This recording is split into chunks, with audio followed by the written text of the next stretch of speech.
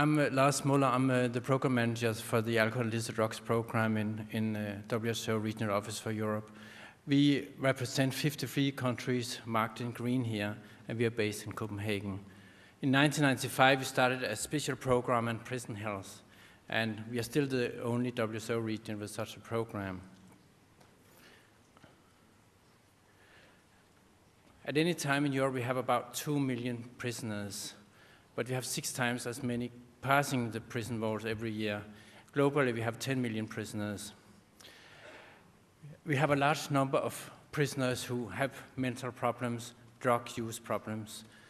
And prisons in most countries are isolated from public health because public health is under the Ministry of Health, and in most countries, the health of prisoners is under the Ministry of Justice.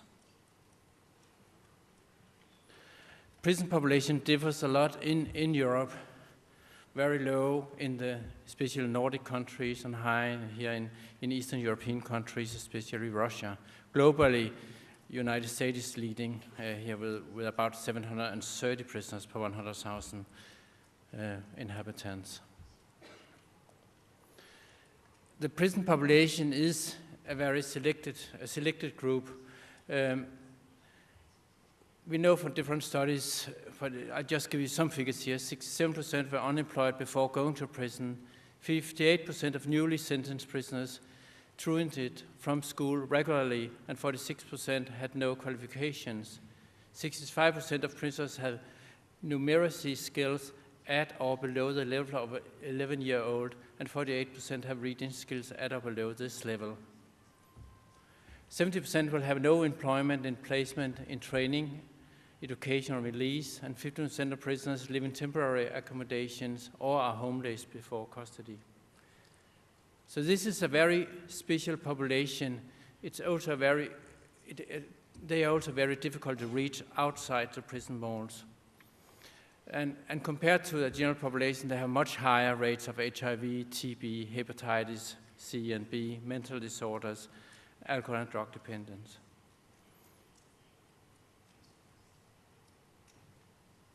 Yes. Just one figure about HIV prevalence in the public system and in the prison system.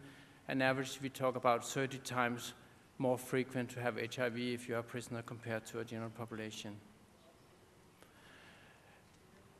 Prisons, it's a breeding ground for communicable diseases. We know there's a lot of injection of drugs in the prison walls. Those injecting drugs might have a safe behavior outside prison walls, but when they come into the prison, they have to share needles and syringes. And that also other tattooing, piercings, scarifications, unprotected sex is leading to these diseases. Yeah. Okay. We have one systematic literature review from 2006 about alcohol abuse, alcohol dependence of prisoners going to prison. And these studies show that between 18 and 30% of men and 10 to 24% of women have an alcohol problem before going to prison. Alcohol is not a problem in the prison. It's very difficult to smuggle in alcohol. But many of these prisoners go to prison because of a crime under the influence of alcohol. And so it's a need to screen prisoners at entry and to find out who needs special treatment in order to reduce reoffending after release. The drug abuse dependence is severe, 10 to 48% of men, and even more, 30 to 60% of all women going to prison, they have a drug problem. And drug use is very often continued. It might to a lesser degree, but it continues in prisons. And if you inject drugs outside prisons, you most probably also do it inside prison walls. And we also see that drug service in prisons is not comparable to what's going on in the public system. It's not as good. And overdose deaths is also a huge problem, especially in the period just after release. I'll come back to that. We have a few studies on injection drug use, how much injection drug use is continuing in prisons. And For instance, we performed a study in 2006 in Kyrgyzstan and in 2 prisons, and there prisoners reported, 75% of them reported to be injecting drugs there. So some countries have very high prevalences, but on average we are probably down to 10–20%. But if you inject drugs, there's a very increased risk of sharing. We see that about 80% of those injecting drugs, they actually share needles and syringes in prisons because there's no access to clean needles and syringes. Yes. In the Principle 9 of the Basic Principle of the Treatment of Prisoners states, prisoners shall have access to the health service available in the country without discrimination on the grounds of their legal situation. So any prisoner should have the same health care in the prisons as they should receive in the public health system. And that's not the case in many, many countries.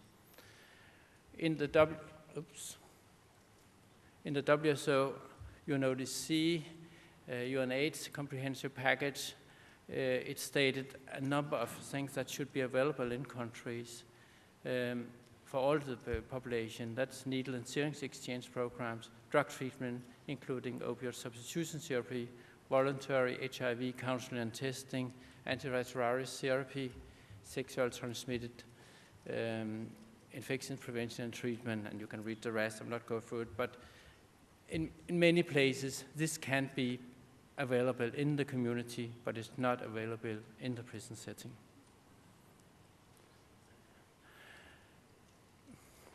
We have got good evidence that the needles exchange, needle syringe programs, they are safe to use. We have good evidence, and still it's not introduced in many countries. We know drug consumption by inmates participating in this program are stable, or it's even decreased. The needles exchange sharing is almost eliminated. We don't see reported cases of new infections by HIV, hepatitis B and C. No, and we don't see that prisoners who do not inject before start injecting because of they have available needles and syringes and so on. So it's quite safe to introduce this. And still we only in Europe have 9 countries who have some or full coverage of needles exchange in systems, in the prisons. And next slide, let's see. On opioid substitution therapy, among our 53 member states, we now have 29 countries who provide this treatment.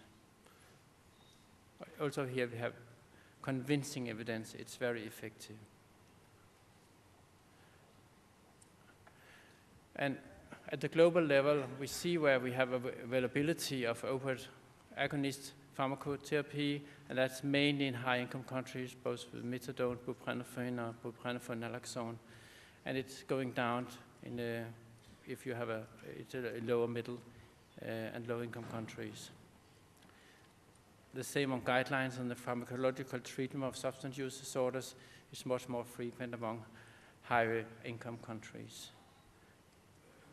And programs that divert clients away from the criminal justice system into treatment are also much more frequent in high-income countries. We still have many countries where just using drugs is a criminal act and you can go to prisons for that. That's not good for the drug-using prisoner, and it's not good for prisons. And prisoners who use drugs should go to treatment. Overdose is a general problem, especially on release. And we estimate that 2/3 of these are accidental, and these are young people mainly. And we see these cases the first 2 weeks after release from prison. There are a number of studies showing this. Some of these studies, if you compare to the general population, actually show a relative risk of more than 100 times to a general population the first 2 weeks for dying in an overdose.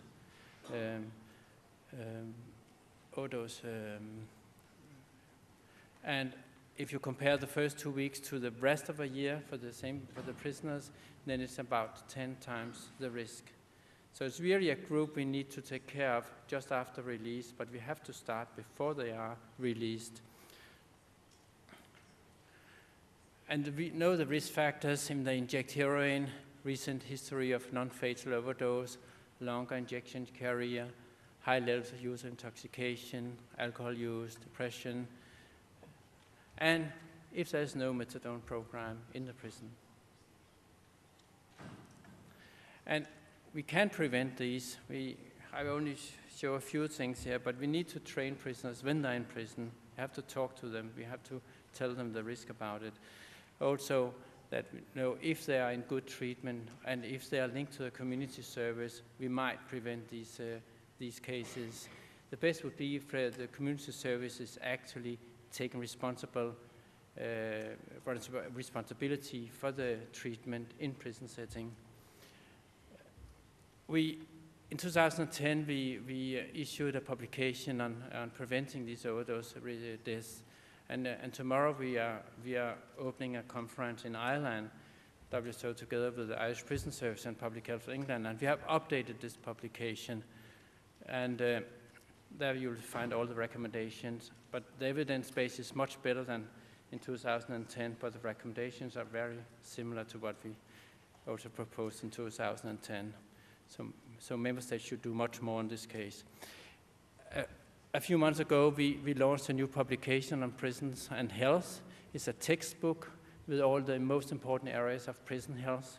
You also find drug treatment here, but it covers a lot of aspects on prison health. It's very easy to download, and also with the next publication, Good Governance for Prison Health in the 21st Century, a publication we launched a year ago. It's mainly to facilitate that the Ministry of Health is taking over the responsibility of prison health. So that's what we really recommended among our member states, that the Ministry of Health should be responsible for prison health service. That will also make a very strong link to public service and also to give much better treatment of prisoners and also much better treatment for drug users in the prisons. But these publications you can download from our website. Next slide. And that's it for me. Thank you.